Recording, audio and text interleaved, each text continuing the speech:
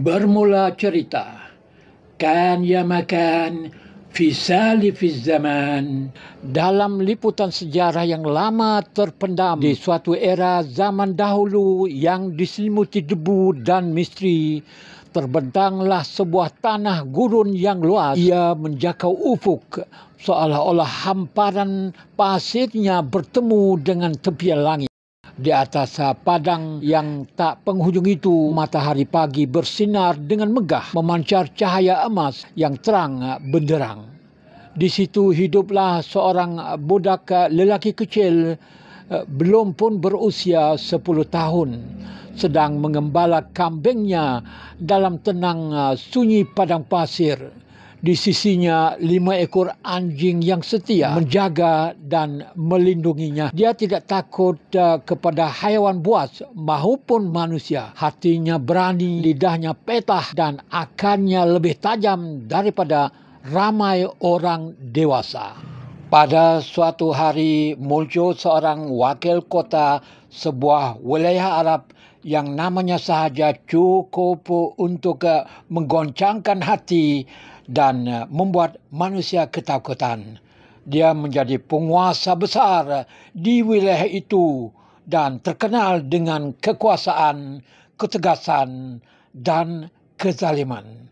Dia berhenti di hadapan budak itu dengan penuh keangkuhan, tidak mengetahui bahawa anak kecil ini akan membuatnya kagum dengan kecerdasan dan keberanian. Dia memerhati budak itu dengan rasa hairan bercampur angkuh dan bertanya, "Apa engkau buat di sini, wahai budak?" Budak itu mengangkat kepala dan menjawab dengan tenang tetapi tajam, "Wahai pembawa berita, kamu memandangku dengan hina, bercakap dengan sombong. Kata-katamu adalah kata-kata orang zalim dan akalmu seperti akal Kaldai." Wali kota marah tetapi menahan diri. "Apakah engkau tak kenal aku?"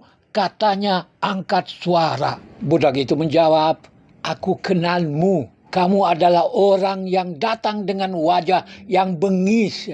Kamu datang dengan kata-kata tanpa memberi salam. Itu kamu." Wali kota membalas, "Aku adalah," sambil menyebut namanya dan memberitahu panjang lebar tentang dirinya. Budak itu dengan tenang menjawab, "Kamu banyak bicara tetapi kurang mulia." Syahdan maka tersebutlah kisah bahawa tentera segera mengepung budak itu kerana wali kota memerintah mereka untuk menangkap anak kecil yang ganjil itu dan dibawa ke istana. Istana wali kota berdiri megah bagaikan sebuah mahligai dari dongeng kuno. Dindingnya dihiasi mozaik berwarna-warni yang tersusun rapi membentukkan corak bunga dan geometri Timur Tengah. Tiang-tiang marmar menjulang, penuh ukiran halus buatan tangan tukang terbaik zaman itu.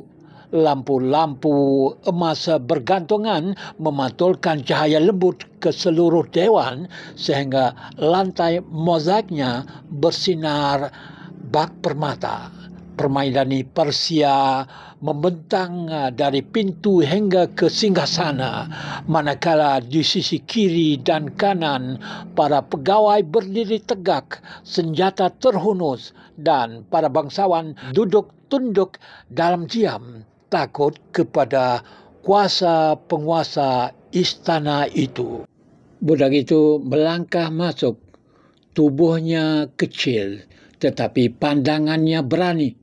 Dia memerhati sekeliling dengan tenang. Segala kemewahan itu tidak menggoyahkan hatinya. Dengan suara lantang dan yakin dia melafazkan firman Allah, atabnuna bikulli ri'in ayatan tab'asun wa tattakhizuna masani'a la'allakum takhludun wa idza batashtum jabbarin. Apakah kamu membina di setiap tanah tinggi bangunan untuk bermain-main dan membuat istana seolah-olah kamu hidup selamanya? Dan bila kamu berkuasa, kamu bertindak dengan zalim. Wali kota terdiam, lalu mula bertanya soalan-soalan yang lebih sukar untuk menguji kebijaksanaan budak itu. Budak itu menjawab semuanya dengan yakin dan tepat. Luar biasa, dan luar biasa, fikir wali kota itu. Kerana sangat kagum dengan budak itu, lalu wali kota menghadiahkan 1,000 dinar, pakaian mewah, pedang, hamba, dan seekor kuda. Kata wali kota, pilih satu sebagai hadiahmu. Budak itu tersenyum sambil berkata, jika kamu benar-benar mahu aku memilih, aku pilih kuda. Tapi jika kamu orang yang baik, berilah semuanya. Wali kota ketawa kecil lalu berkata, ambillah semuanya.